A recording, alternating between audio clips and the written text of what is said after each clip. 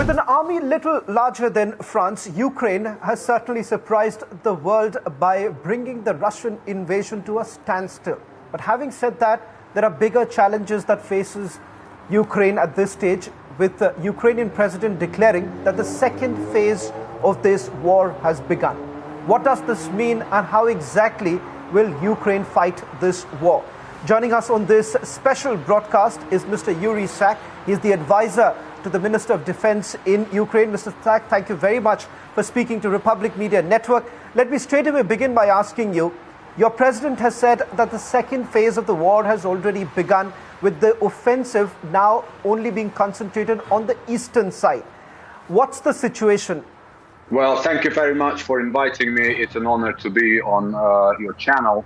And I would like to start, when answering your question, with the following statement.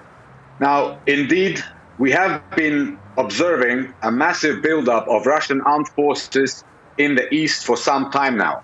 And it has been clear to Ukrainian military command for a long time that taking over Donbass and ensuring that Donbass fully is controlled by Russia is a key military objective of the Russian aggressive army. At the same time, we have to be very clear that the risk of missile strikes, the risk of bombardment, the risk of other military hostilities still remains very high in other parts of Ukraine. For example, Kharkiv.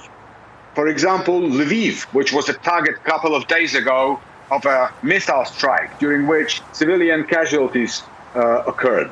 So from this perspective, while indeed the major military efforts are now concentrated by Russian army in the east of Ukraine, they are still continuing to pose a threat to other parts of Ukraine. Mr. Sak, I'll certainly ask you a little details about the weaponry that Ukraine needs at this point in time. But before I go to that, I want you to tell us about what's the situation about the other cities on the eastern side, because there are multiple claims that are being made by the Russians.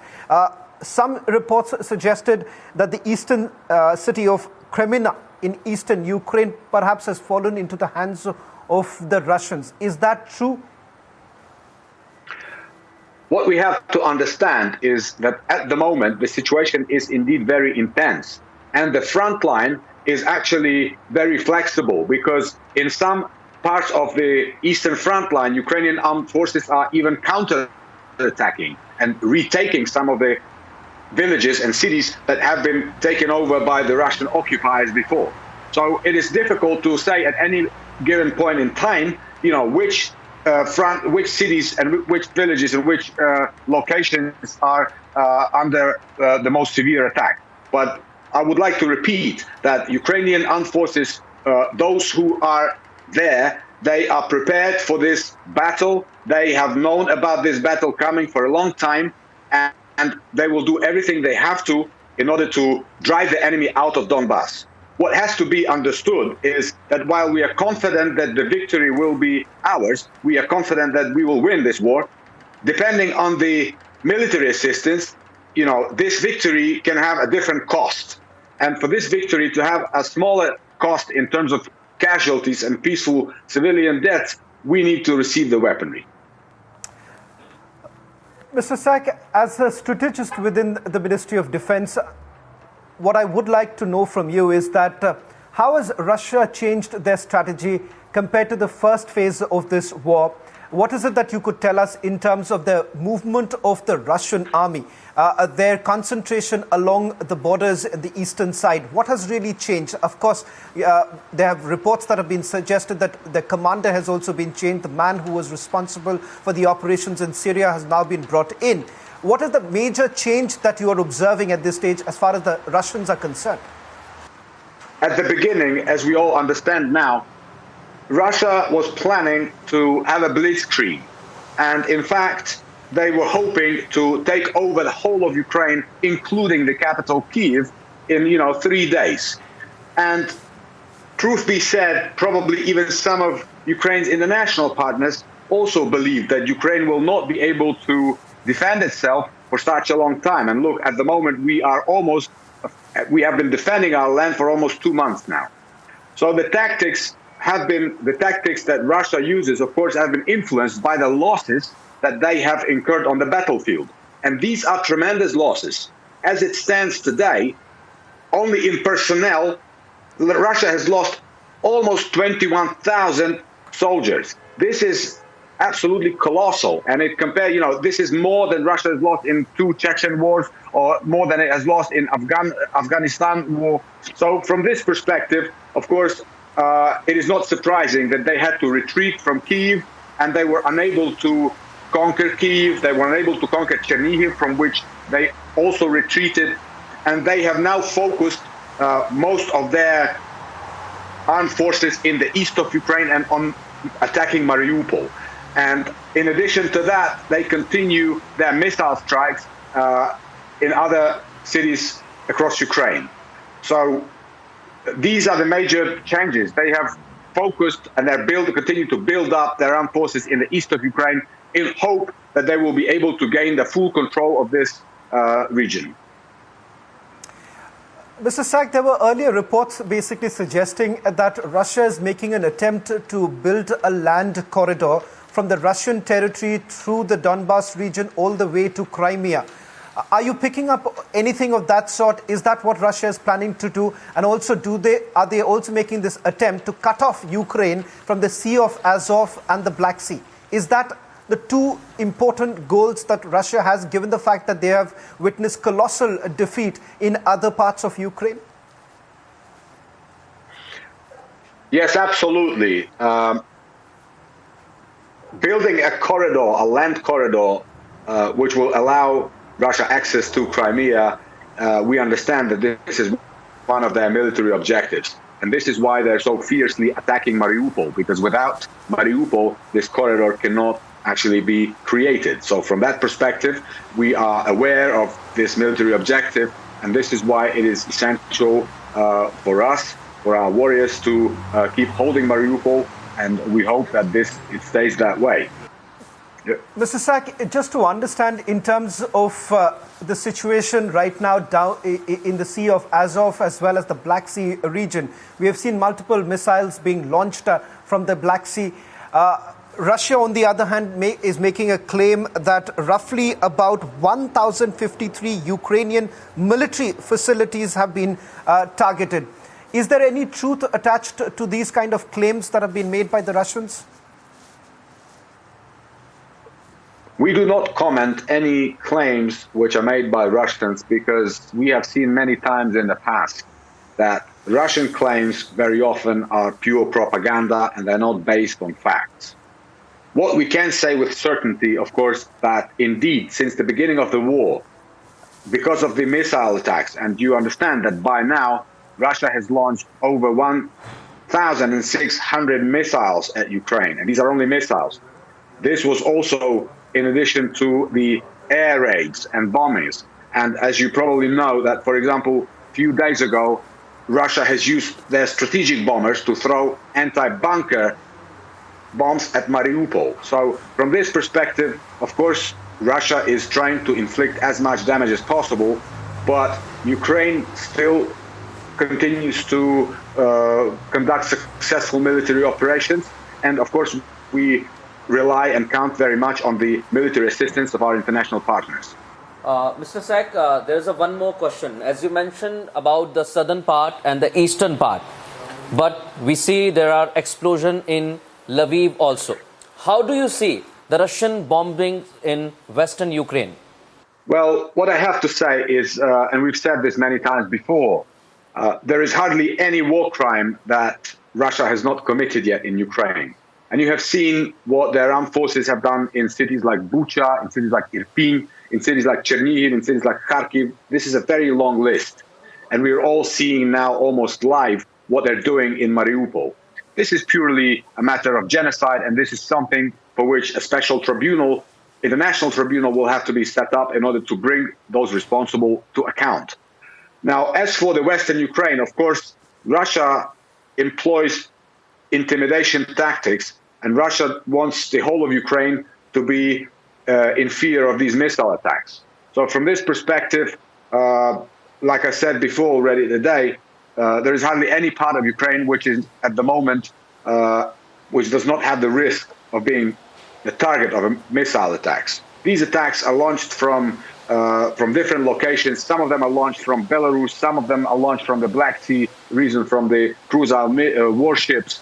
And this is exactly why Ukraine is asking. One of the things that Ukraine is asking of the international partners is to provide us with anti-warship missiles, because these cruise missile ships, they are inflicting a lot of damage and they need to be stopped. You mentioned Belarus and you mentioned in your words about war crime. We went to places like Irpin, Bucha, Chernihiv, and there are so many places which we have witnessed the cluster bomb. Are the claims which Russia and Ukraine also claims about that the crime of a cluster bomb and so many missiles attack happen? Yes, indeed. We are seeing the use of prohibited weapons, internationally prohibited weapons, in different parts of Ukraine.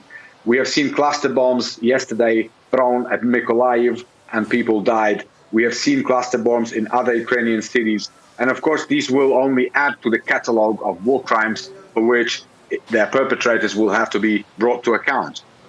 Ukrainian authorities, Ukrainian law enforcement, Ukrainian investigators are very carefully collecting all the evidences, and they're documenting these evidences so that in good time they can be presented to an international court, international criminal court, and this will be the base for trials and for verdicts. Mr. Sack, I would like to draw your attention also to the need of the time, that is, in terms of the weaponry that Ukraine needs at this stage. Many, at the beginning of the invasion, said that if you look at the air power that Russia has in comparison to Ukraine, it would be very difficult. This war would have turned out to become very difficult. But today, more than 50 days into the war, we see the situation is completely different.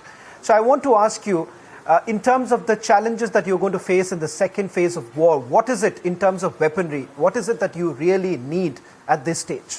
Well, the list of the required weaponry for Ukrainian armed forces to be more efficient has been passed on to all of Ukraine's international partners. And the good news is that since recently, in the last couple of days, Ukraine began to receive some positions from that list. In particular, this concerns heavy artillery.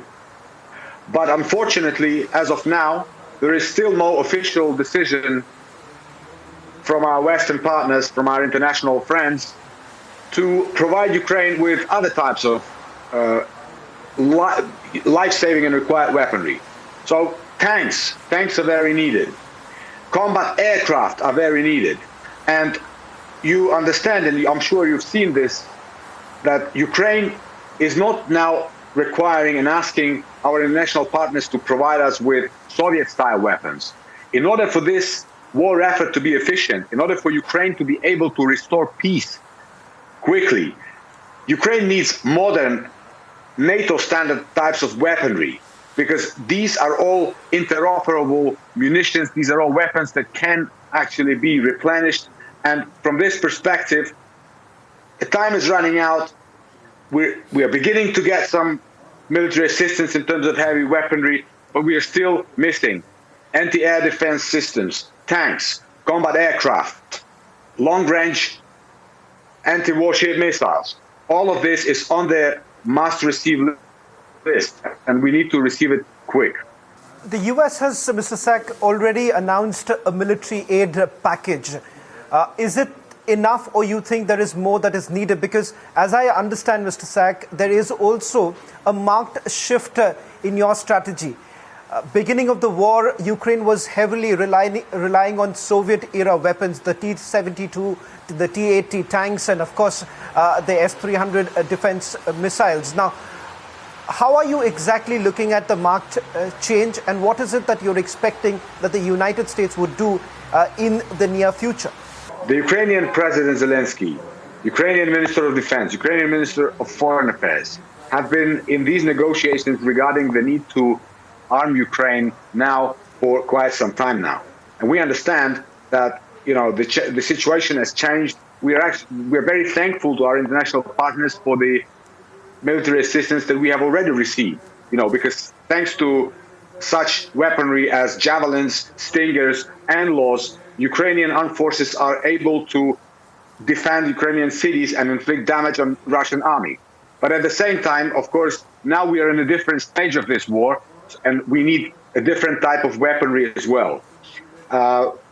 Because it is important, there is a difference when a Ukrainian soldier has to be 700 meters from a Russian tank to hit it, or when you have long-range artillery, which allows you to conduct these strikes from a long range, 30, 40 kilometers. So these are all weapons that can change the dynamics of the war and can bring the peace faster, because Ukrainian armed forces will be able to drive the enemy out faster. From this perspective, of course, there is an issue.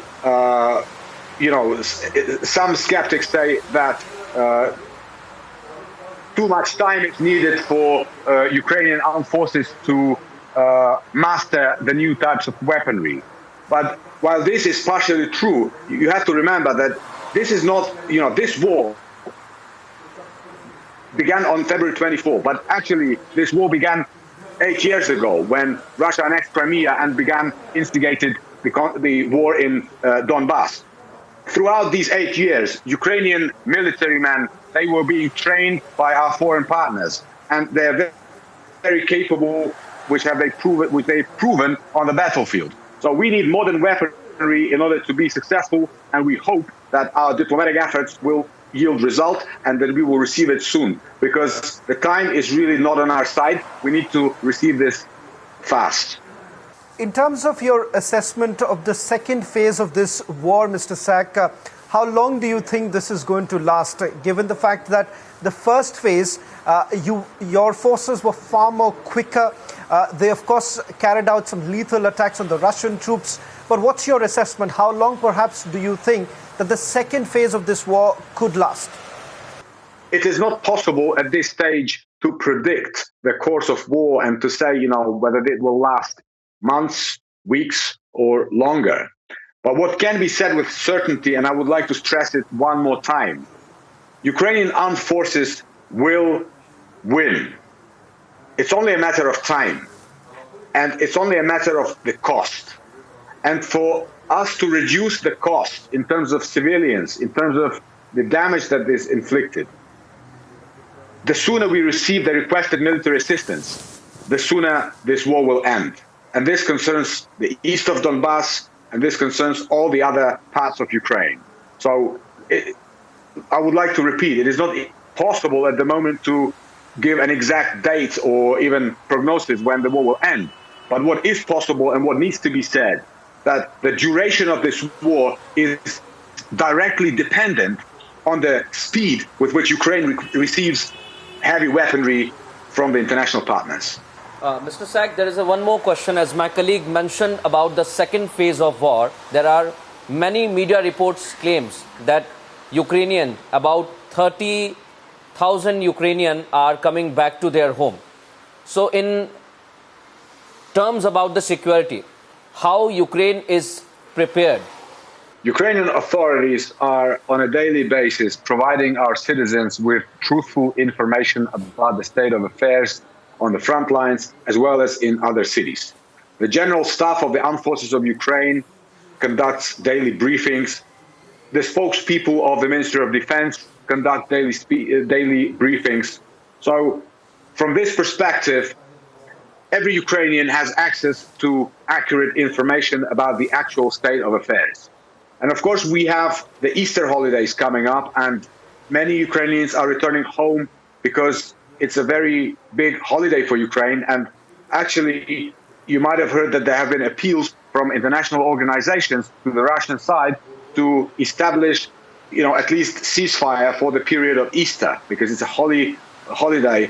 And of course, it would be good to have a ceasefire during that period.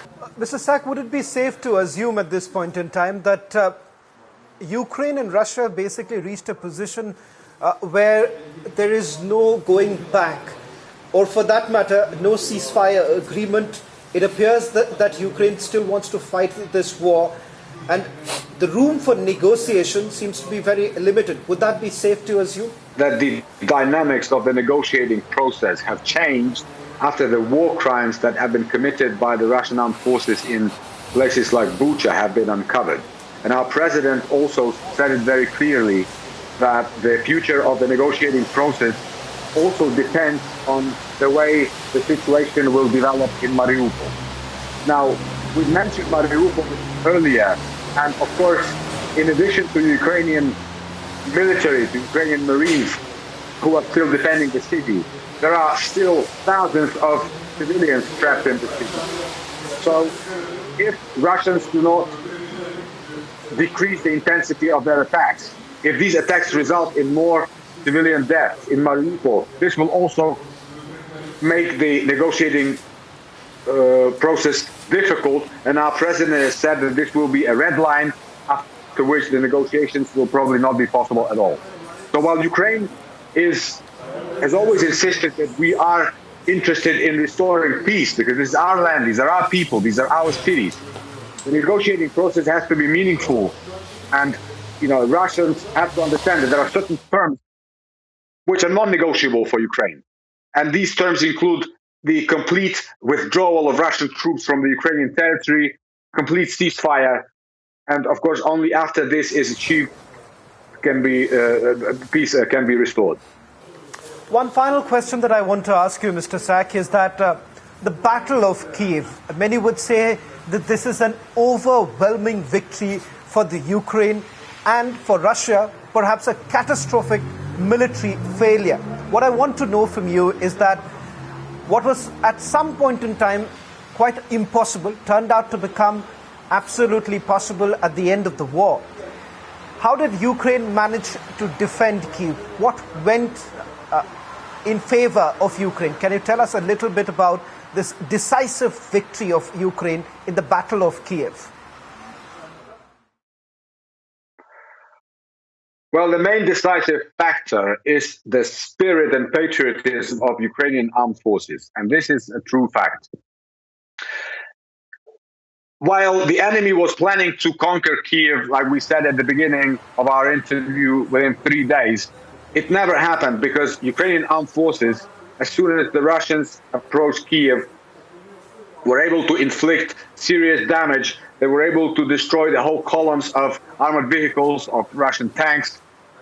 And of course, these losses that the Russian army incurred, they demoralized very much Russian soldiers. And as a result, they were unable to take over Kiev, they were forced to retreat.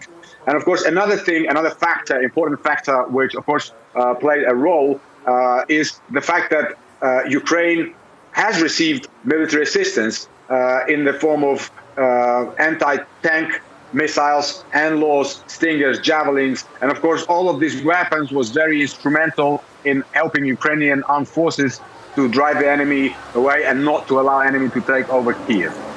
Well, thank you very much, Mr. Sak, for speaking to Republic Media Network. And on behalf of everyone in the network, we wish you all the very best as we stand with the people of Ukraine in these difficult times.